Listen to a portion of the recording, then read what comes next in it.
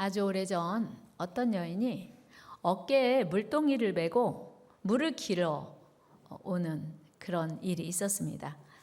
양쪽의 항아리 중에서 한쪽 항아리는 아무 문제가 없었습니다. 그런데 유독 한 항아리가 금이 살짝 갔어요. 그래서 물을 채워서 집에 오는 사이에 물이 조금씩 새다가 집에 오면 반 정도 남아있는 거예요. 깡아리가 마음속에 늘 미안한 마음이 있어서 주인에게 이렇게 얘기했어요. 주인님, 죄송해요. 주인님이 이렇게 힘겹게 물을 길어 오시는데 제가 막상 집에 도착하면 물이 반밖에 없으니까 너무 죄송해요. 어떡해요? 그랬더니 그 주인이 말했습니다. 괜찮아. 네가 깨진 틈으로 내보내는 그 물이 길가에 예쁜 꽃을 피웠단다. 그러니까 깨져서 안 좋은 면도 있지만 그 물을 길가의 꽃들이 먹고 자랐잖아. 그래서 괜찮아. 그랬다는 거예요. 여러분 어찌 보면 우리 인간은 깨진 항아리와 같다가 하면 여러분 속상하실까요? 내가 왜 깨진 항아리야? 근데 성경이 우리를 깨진 항아리와 같대요. 그런데 걱정하실 필요 없어요. 깨진 항아리이면서 더 좋은 일이 또 있거든요. 우리가 인정하기 싫지만 우리 인간은 깨진 항아리처럼 조금만 아파도 실족하고 작은 상처에도 마음이 무너집니다. 그리고 마침내는 이 세상에서 영원히 소멸되는 존재예요. 여러분, 우리 중에 20%만 죽음에 대해서 생각하며 산대요. 나머지 80%는 죽음이 두렵지 않거나 아무 문제가 되지 않아서 관심 없는 게 아니고 사실은 아예 생각하지 않고 외면하고 살아간답니다. 그러니까 나에게 죽음은 뭐 언젠가 오겠지만 아직은 아니야. 그래서 죽음은 나와 무관한 거라고 생각하며 특별히 젊고 건강할 때는 살아가지요. 그러나 여러분 그거 아십니까? 우리는 언젠가 이 세상에서 소멸되는 존재라는 거. 오늘 본문에서 사도 바울은 자신의 연약함을 깨지기 쉬운 질그릇에 비유하고 있습니다. 그런가 하면 예수 그리스도의 복음을 보배에 비유하고 있습니다. 바울은 오늘 성경 본문에서 자신의 연약함을 고백합니다. 나는 질그릇이야. 여러분 바울이 말하는 질그릇이란 나약한 인간의 육체나 전 인격을 가리키는 비유적인 표현이죠. 창세기에 보면 사람은 본래 하나님이 흙으로 만드셨대요. 창세기 2장 7절 말씀 읽어요. 시작. 여호와 하나님이 땅의 흙으로 사람을 지으시고 생기를 그 코에 불어 넣으시니 사람이 생명이 되니라. 아멘. 하나님이 사람을 만드실 때 흙으로 만드셨대요. 그리고 인간의 육체를 질그릇에 비유한 성경 구절이 또 있습니다. 욥기서 10장 9절 말씀 같이 읽어요. 시작. 기억하옵소서 주께서 내 몸 지으시기를 흙을 뭉치듯 하셨거늘 다시 나를 티끌로 돌려보내려 하시나이까. 아멘. 하나님이 우리를 흙으로 빚으셨고요.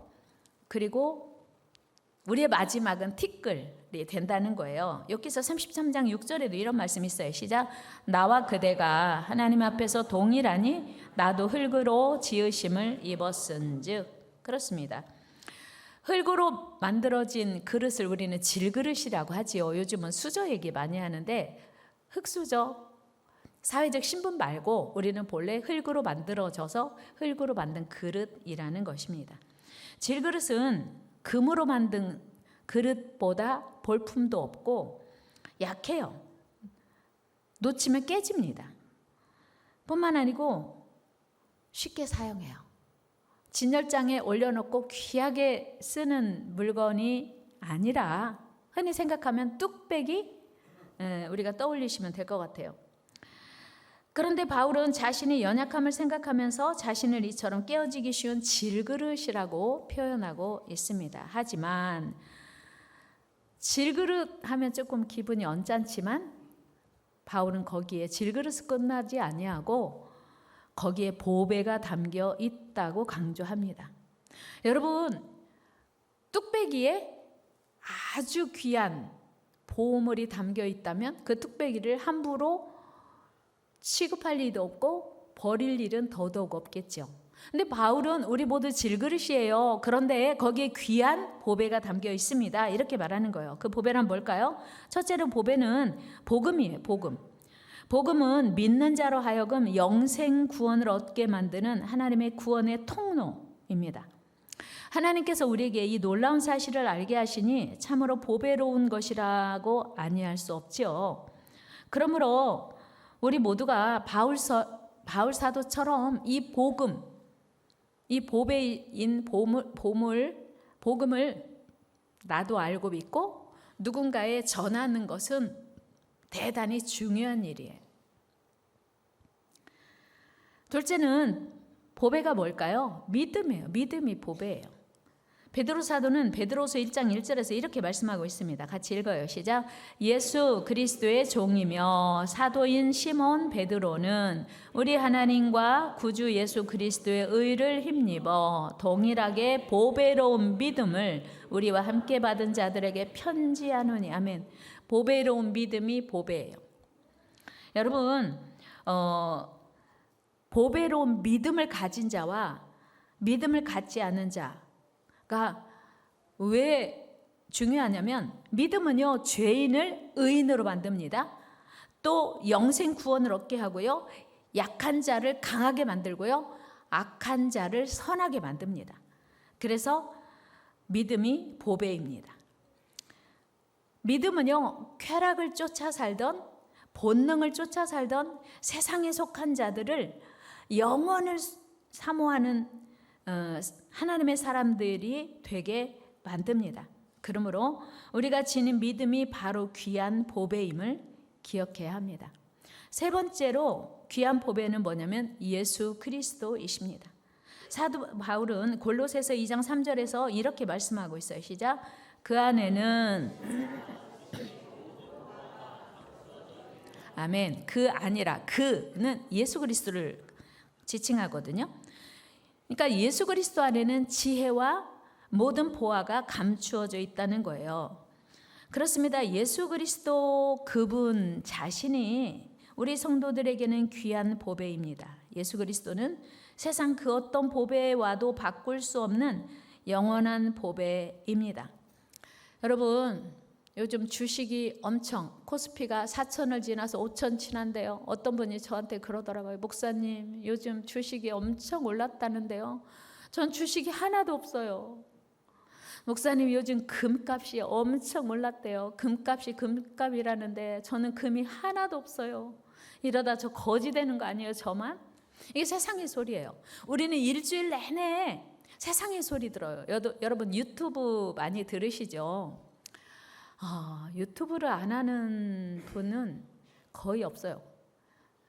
핸드폰, 스마트폰을 가지고 계신 분들은 연세가 많이 드셔도 유튜브를 잘 하시더라고요. 그런데 그 유튜브에서 우리에게 가르쳐주는 콘텐츠가 뭐냐면 세상의 가치를 가르쳐줘요. 금 없으면 거지 돼. 주식 없으면 거지 된다고. 집값이 점점 더 오른다는데 빨리 집 사야 돼. 나만 이러다 거지 되는 거 아니야? 이게 세상이 우리에게 주는 가치 기준이거든요. 그러니까 우리를 절망하게 만들고 낙심하게 만들고 우리를 그 소망을 잃어버리도록 만드는 게 세상의 소리입니다. 그런데 성경은 뭐라고 말하냐면 진정한 보화는 금이 아니고 주식이 아니고 부동산이 아니고 진정한 보배는 예수 그리스도야. 동의하십니까? 여러분, 금 많이 가져도 죽어요. 주식 많이 가지고 있어도 죽습니다. 내가 생각지 않은 날 갑자기 죽을 수 있어요. 가지고 가지 못합니다. 부동산이 아무리 많아도 어느 날 하나님이 내 생명 부르시면 다 놓고 가야 돼요. 그래서 우리가 정말 그 세상 가치에 마음을 두고 정말 절망하고 낙심하고 있는 사이에 우리의 믿음이 점점 약해지거든요. 그러나 진정한 보화는 예수 그리스도임을 여러분 믿으시기 바랍니다. 예수 그리스도가 우리의 진정한 보화고요. 우리를 영원히 살게 하십니다. 세상 사람들이 갖지 못하고 알지 못하는 보배이신 예수 그리스도, 그분은 하나님께서 우리에게 주신 선물이에요. 우리를 사랑하시는 예수 그리스도께서, 하나님께서 예수 그리스도를 우리에게 선물로 주셨다고요. 요한복음 3장 16절 말씀 같이 읽겠습니다. 시작. 하나님이 세상을 이처럼 사랑하사 독생자를 주셨으니 이는 그를 믿는 자마다 멸망하지 않고 영생을 얻게 하려 하심이라. 아멘. 여러분, 하나님이 세상을 이처럼 사랑하사에서 세상 누구 사랑했대? 바로 여러분이에요. 하나님이 세상을 이처럼 사랑하사에 여러분의 이름을 넣으시면 됩니다. 하나님이 세상을 이처럼 사랑하사 예수 그리스도를 우리에게 선물로 주신 거예요. 여러분 하나님 사랑하십니까? 감사합니다. 그런데 모르겠어. 나 하나님 사랑하지 않는데? 하나님이 날 사랑하시는지도 모르겠고. 좋아요. 여러분, 사랑하면요 뭔가 주고 싶은 거예요. 부모가 자식을 더 많이 사랑합니까? 자녀가 부모를 더 사랑합니까? 자녀가 어렸을 때는 부모가 자녀를 사랑해요. 무한 사랑해요. 무한. 그래서 막 주고 싶잖아요. 자녀에게 아침에 밥 차려주면서 이 왼수, 내가 늦잠 자야 되는데 너 때문에 늦잠도 못 잔다 이러면서 밥 주는 부모 계실까요? 안 계셔요. 뭘 줄까? 뭘 좋아하나? 자녀가 좋아하는 거 계속 준비해서 주고 싶은 게 부모 마음이잖아요. 사랑은 그래서 내리사랑이라고 하잖아요. 하나님이 우리를 사랑하셔서 예수 그리스도를 선물로 주셨대요. 여러분, 스코틀랜드의 작가 로버트 루이스 스티븐이 이런 얘기했어요. 사랑하지 않고도 선물을 줄 수는 있다. 그러나 사랑하는 자에게 선물을 주지 않을 수는 없다. 어려워요? 사랑하지 않고도 선물을 줄 수 있다. 그런데 사랑하면 선물을 안 주기가 어렵다는 거예요. 안 줄 수가 없다는 거예요. 그러니까 하나님이 우리를 사랑하셔서 예수 그리스도를 선물로 우리에게 주셨다는 거예요. 이 귀한 보배로운 선물 예수 그리스도 때문에 우리는 약하고 깨지기 쉬운 질그릇 같은 존재지만 존귀한 존재가 되는 거예요. 여러분, 예수 그리스도를 선물로 오늘 받으시면 여러분 존귀한 존재가 되는 줄 믿습니다. 옆에 계신 분과 인사해. 우리 존귀한 존재가 됩시다. 오늘 이 자리에 초대되어 오신 귀한 분들을 우리가 초대한 이유도 바로 이 하나님의 선물 때문이에요. 우리가 알고 있는, 우리만 받은 선물을 그분들에게도 드리려고, 여러분들에게 다 드리려고 오늘 여러분을 초대했습니다. 질그릇 같은 우리 인간이 존귀한 자가 되는 길을 오늘 제가 여러분들에게 안내하고자 합니다. 여러분, 믿음의 조상이 아브라함이거든요. 하나님이 아브라함을 부르셨어요. 내가 너를 믿음의 조상으로 수많은 사람들의 아비가 되게 할 거라고 약속하셨습니다. 하나님의 부르심을 받은 아브라함이 하나님의 부름 받았으니까 제대로 살아야 되잖아요. 그런데 하나님의 부름을 받은 아브라함이 사는 그 동네에 흉년이 들었어요. 먹을 것이 없어요. 요즘 같으면 흉년이 들어도 1년은 살지 않을까요? 마트에 있는 거 다 갖다 먹고 아마 1년을 버틸 수 있지 않을까 싶어요. 그런데 그 옛날에는 흉년이 들으면 바로 먹고 살 길이 없는 거예요. 그래서 아브라함이 애굽으로 내려갑니다. 그런데 아브라함의 아내가 너무 예쁜 거예요. 마음이 걱정이 된 거예요. 여보, 당신이 너무 예뻐서 내가 애굽으로 내려가면 애굽의 많은 남자들이 당신 때문에 나를 해치고 당신을 아내로 삼고자 하면 어떡하지? 당신 내 동생이라고 하면 안 돼? 그래요. 좋아요. 원래 동생이었어요. 원래. 그 예전에는 근친끼리 결혼을 했기 때문에 친척인 게 맞아요.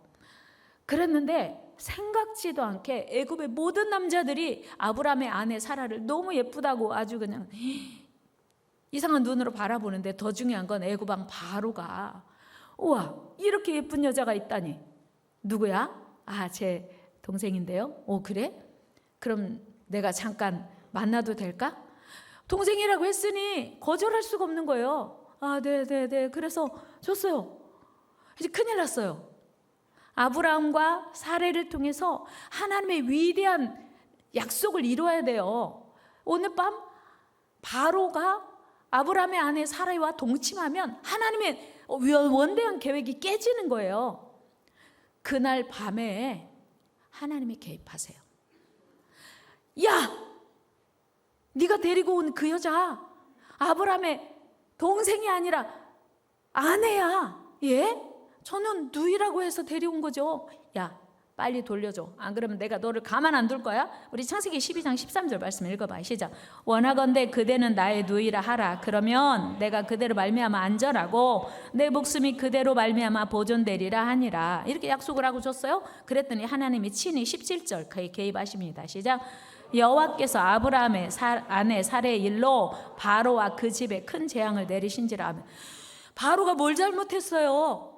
바로는 누이라고 해서 결혼하지 않은 여인이라고 생각하니까 데려온 거예요. 바로는 아무 잘못도 없는데 하나님의 사람 아브라함 때문에 바로의 집에 재앙을 내리셔서 바로에게 자녀가 없게 하셨어요. 여러분, 이게 하나님을 모신 자의 특권인 줄로 믿습니다. 하나님이 사랑하는 자의 특권인 줄로 믿습니다. 하나님은 하나님을 사랑하는 자를 늘 지키시고 늘 보호하시고 늘 책임지시고 늘 도와주십니다. 할렐루야. 우리가 어떻게 하나님을 안 믿어요? 그뿐만 아닙니다. 아브라함은 하나님께서 반드시 아들을 주시겠다고 약속하셨습니다.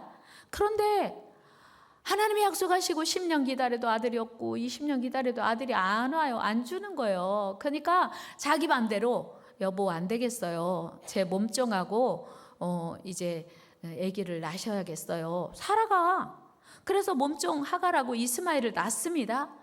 이것이 오늘날까지 이삭과 이스마엘이 영적 종교 전쟁,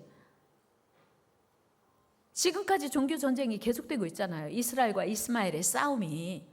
여러분, 아브라함이 이렇게 형편없는 사람이었어요. 실수투성이인 사람이었어요. 그런데 하나님이 그를 붙드시니 아브라함이 믿음의 조상이 된 줄로 믿습니다. 우리가 실수투성이에요. 여러분, 실수 않고 사는 사람 어디 있어요? 허물이 없는 사람 어디가 있어요? 죄 없는 사람 어디 있어요? 그런데 하나님이 그를 붙드시니 그의 인생이 너무나 멋지게 놀라게 변화된 거예요. 뿐만 아닙니다. 이스라엘의 위대한 왕 다윗 역시 이세의 8명의 아들 중에 맨 막내였어요. 꼴찌예요. 8번째 아들이었어요. 하나님이 사무엘 선지자를 이세의 집에 보내면서 내가 이세의 아들 중에서 이스라엘의 왕으로 세우겠다. 가서 기름 부어라 했어요. 그래서 다윗 아버지 집에 갔네요.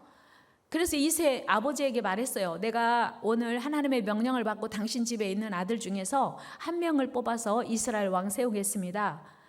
아들들을 데려오시오 했더니 7명 아들을 쭉 데리고 오는데, 와, 되게 잘생겼네. 키도 크네. 와, 이게 하나님이 택하신 왕인가? 근데 하나님이 아니야.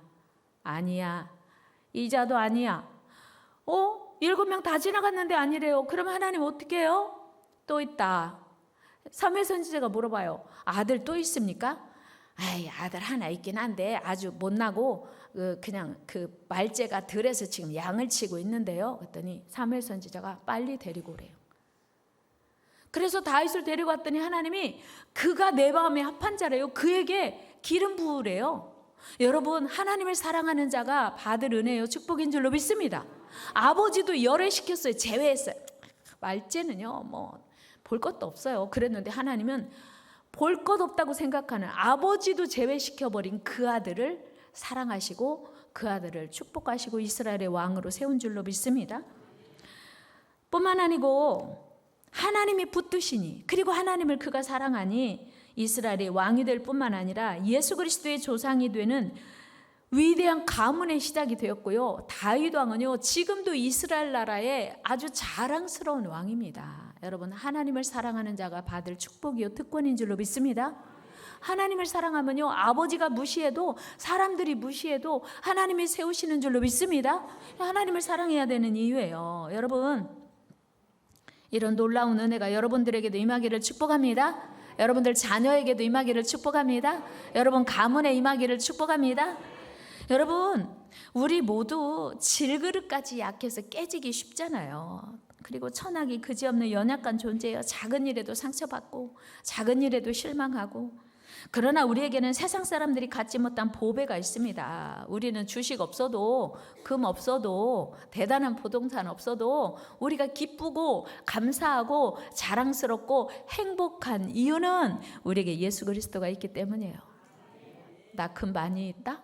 나 주식 많다? 나 비트코인도 있어. 누가 자랑할 때 여러분 큰 소리로 말하세요. 난 예수 그리스도가 있거든. 아멘. 네, 이게 여러분들이 자랑되어야 돼요. 보배 되어야 돼요. 우리에게는 세상 사람들이 갖지 못한 보배, 복음, 믿음, 예수 그리스도. 그러므로 우리는 이제 하나님 안에서 존귀한 존재가 될 수 있음을 기억해야 돼요. 우리 자체가 귀해서가 아니고 우리 안에 담긴 보배, 예수 그리스도가 귀하시기 때문이에요. 그러므로 오늘 이 시간 여러분 안에 보배 되시는 예수 그리스도를 모시기를 축복합니다. 예수 그리스도를 만나기를 축복합니다. 이런 성도들은 오늘 8절 말씀처럼 사방으로 우겨쌈을 당하여도 쌓이지 않는다 했어요. 답답한 일을 당하여도 낙심하지 않는데요. 같이 한번 읽어요. 시작.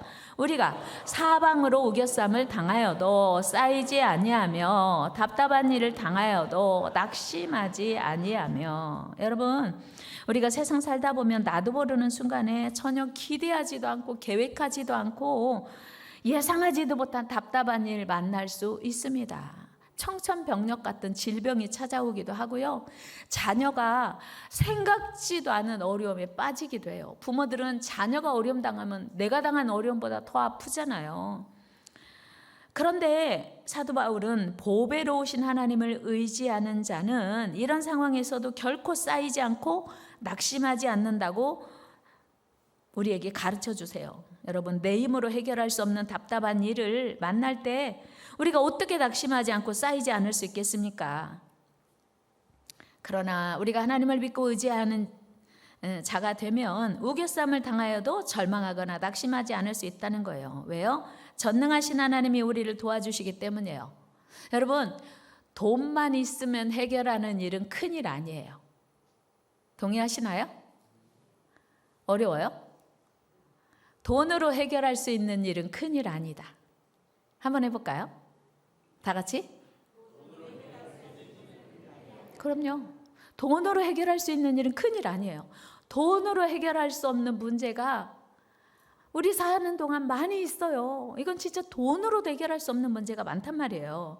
그때 우리는 비로소 우리 안에 계신 보배 대신 하나님의 은혜가 진가를 발휘하게 돼요. 열왕기하 6장에 보면 아람 군대가 엘리사 선지자를 잡으려고 사마리아 성을 포위했습니다. 엘리사 선지자가 누구냐면요. 엘리사 선지자가 이웃나라 적군의 왕이 계획만 해도 살짝 신하들과 얘기만 해도요. 이스라엘 나라가 엘리사 선지자가 다 알고 어떻게 들었는지 왕에게 얘기하는 거예요. 그래 대비를 하는 거예요. 그러니까 아람 나라 군 왕이 이렇게 말하는, 야, 엘리사 선지자만 없으면 우리가 저 이스라엘을 해볼 텐데 엘리사 선지자 때문에 아무것도 할 수 없어. 엘리사 선지자를 죽이자. 엘리사 선지자만 죽이면 우리는 넉넉히 이스라엘을 이길 수 있거든. 이렇게 생각하고 엘리사 선지자를 죽이려고 엘리사 선지자가 살고 있는 집을 둘러싸요. 밤새 둘러쌌는데 아침에 일어나 보니까 엘리사 선지자의 시종인 게하시가 밖에 나가 문 열고 보니까, 우와, 선생님 큰일 났어요. 우리가 살고 있는 집을 적군이 완전 포위했네요. 어떻게 하면 좋아요? 그랬더니 엘리사 선지자가, 아 그래? 큰일 났다 하는 게 아니라, 두려워하지 마. 하나님이 보내신 천군 천사가 더 많아. 하나님, 얘 눈을 밝히 뜨게 하셔서 하나님이 보내신 천군 천사를 보게 하옵소서. 이렇게 기도했어요. 우리 말씀 한번 읽어볼까요? 시작. 대답하되 두려워하지 말라. 우리와 함께한 자가 그들과 함께한 자보다 많으니라 하고. 아멘. 그리고 17절도 같이 읽어봐요. 시작.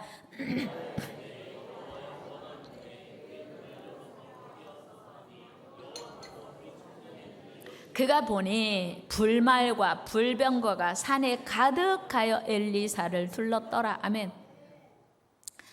엘리사 선지자의 집을 둘러싼 적군의 숫자보다 훨씬 많은 불말과 불병거가 그 엘리사 선지자의 집을 둘러싼 그 밖으로 둘러싸 있는 거예요. 이거를 엘리사 선지자의 시종이 보게 된 거. 우와, 진짜 하나님 맞네요. 하나님이 도와주셨네요. 우리가 이 사실을 알지도 못하고 우리는 준비하지도 대비하지도 않았는데 하나님이 준비하셨군요. 그러니까 더 이상 할 말이 없게 된 거죠. 사랑하는 여러분, 대적들이, 우리의 원수들이 아무리 우리를 둘러싸고 있다 해도 우리 하나님은 우리를 위하여 더 많은 천사를 보내시는 줄 믿습니다. 우리 성도들을 보호하시는 우리 하나님의 사랑을 믿으시기를 바랍니다. 여러분, 하나님을 모르는 분들은요, 하나님을 믿지 않는 분들은요, 사방으로 우겨쌈을 당하는 환난을 만나면 당연히 절망해요. 두려워 떱니다. 그러나 우리 성도들은 절망할 이유가 없습니다. 왜요? 하나님이 계시니까요. 온 세상의 왕 되신 하나님이 우리의 힘이 되어주시고 능력이 되어주시고 우리의 보배가 되시기 때문입니다. 그러므로 우리가 사방으로 우겨쌈을 당하는 그 절망의 순간에 우리는 주님을 바라봐야 돼요. 그때 우리 하나님께서는 우리의 모든 문제를 다 해결해 주실 줄 믿습니다. 출애굽기 14장 보면요, 출애굽한 이스라엘 백성들이 홍해를 만났어요. 그래서 앞에 홍해가 있으니까 어떻게 해요? 우리 갈 수 없는데요? 후퇴할까요? 뒤를 돌아보니까 애국 군대가 어마어마한 이제 군사들과 함께 추격해 오는 거였어요. 그야말로 진퇴양난의 위기였죠. 이때 이스라엘 백성들이 두려워서 낙심해요. 그때 모세가 이스라엘 백성들에게 뭐라고 말합니까? 이렇게 말해요. 우리 같이 읽어요. 시작. 여호와께서 너희를 위하여 싸우시리니 너희는 가만히 있을지니라. 아멘. 여러분, 하나님이 싸우시면 사람이 아무리 많은 군대와 군사와 병거가 있어도 병력이 있어도 하나님과 싸워 대항할 수 없어요. 하나님이 능히 이기실 줄 믿습니다. 하나님이 이기시는 거예요. 그러니까 모세도 하나님의 사람이 모세가 알고 있는 거예요. 걱정하지 마. 하나님이 싸우실 거야. 다 같이 걱정하지 마세요. 하나님이 우리를 위하여 싸우십니다. 아멘. 문제는 내가 하나님의 사람인가가 중요한 거예요. 그리고 나서 하나님께서 바로 그 홍해를 기적적으로 가르셔서 육지처럼 건넜고요. 추격해오던 애국 군대는 그 홍해 바다에 다 수장됩니다. 우리 하나님께서 위기에 처한 이스라엘을 친히 기적으로 건져 주셨습니다. 여러분, 우리가 신앙생활 하다 보면 그야말로 사면초가의 상황에 직면할 때 있습니다. 그럴 때 우리는 절망하지 말고 하나님을 바라보아야 합니다. 그리고 우리의 보호자 되시고 피난처 되시는 하나님, 우리의 보배가 되시는 하나님께 간구해야 돼요. 그리하면 하나님이 반드시 우리를 구원해 주십니다. 우리 하나님을 의지하고 사랑하는 하나님의 사람들을 반드시 지켜주세요. 그래서 우리가 우겨쌈을 당해도 쌓이지 않고 마침내 반드시 승리하게 될 줄로 믿습니다. 여러분, 우리는 질그릇같이 연약한 존재입니다. 그러나 능력의 주님과 함께하면 우리의 약함은 강함이 되고 부족함은 오히려 하나님의 지혜로 채워지게 됩니다. 우리의 상처도 하나님의 은혜로 치유되고 회복될 줄로 믿습니다. 우리의 상처가 오히려 아름다운 흔적이 되는 거예요. 중요한 것은 우리가 그 능력의 하나님께 나아가는 거예요. 큰 능력은 오직 우리 하나님께 있기 때문이에요. 고린도서 4장 7절 말씀 같이 읽어요. 시작. 우리가 이 보배를 질그릇에 가졌으니 이는 심히 큰 능력은 하나님께 있고 우리에게 있지 아니함을 알게 하려 함이라. 아멘. 하나님을 모르는 분들은요, 암 걸리면요 절망해요. 왜요? 암 진단 받는 순간 죽음이라고 생각하기 때문이에요. 그러나 하나님을 믿는 우리는 영생의 소망이 있기에 또 하나님이 치료하심을 믿기에 하나님께로 더 나아가는 믿음을 붙듭니다. 그러면서 소망이 생기는 거예요. 여러분, 우리 인생의 가장 중요한 것은 내가 만나는 문제, 내 힘으로 해결할 수 없는 문제가 문제가 아니고 내 안에 하나님이 계시지 않는 게 문제고요. 내게 믿음이 없는 게 문제예요. 같이 해볼까요? 문제가 문제가 아니라 믿음이 없는 게 문제입니다. 일본의 전통 기술 중에 킨츠기라고 하는 기술이 있대요. 깨진 그릇을 금가루로 이렇게 메꾸는 건데요. 항아리가 깨졌어요. 그러면 금가루로 그 깨진 틈을 메꾸면 금빛이 나면서 더 귀한 그릇이 된대요. 깨지기 전보다. 그리고 그 그릇을 깨진 그릇이지만 버리지 않고 킨츠기라고 하는 그 기술로 이제 복원을 하면은 그 반짝반짝 빛이 반사되면서 이전보다 더 아름다운 그릇이 된다고 해요. 마찬가지로 우리 하나님께서도 우리가 연약하여 실수도 많이 하고 때로 깨어지고 넘어지고 무너졌다 해도 우리 하나님의 사랑으로 이어 붙이시면 더 아름다운 그릇이 될 줄로 믿습니다. 그래서 우리는 하나님의 사랑을 늘 사모해야 돼요. 이것이 하나님의 은혜입니다. 그래서 상처는 더 이상 부끄러움이 아니고 은혜의 흔적이 되는 것입니다. 여러분, 우리는 깨어지기 쉬운 질그릇입니다. 그러나 그 속에 하나님의 보배이신 예수 그리스도의 사랑이 담겨 있으면 전혀 문제가 되지 않습니다. 여러분, 어떤 어려움에 처해 있어도 낙심하지 않기를 축복합니다.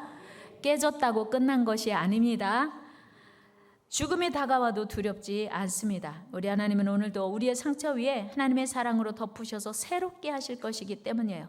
그 큰 은혜와 사랑으로 거하는 복된 성도들 다 되시기 바랍니다.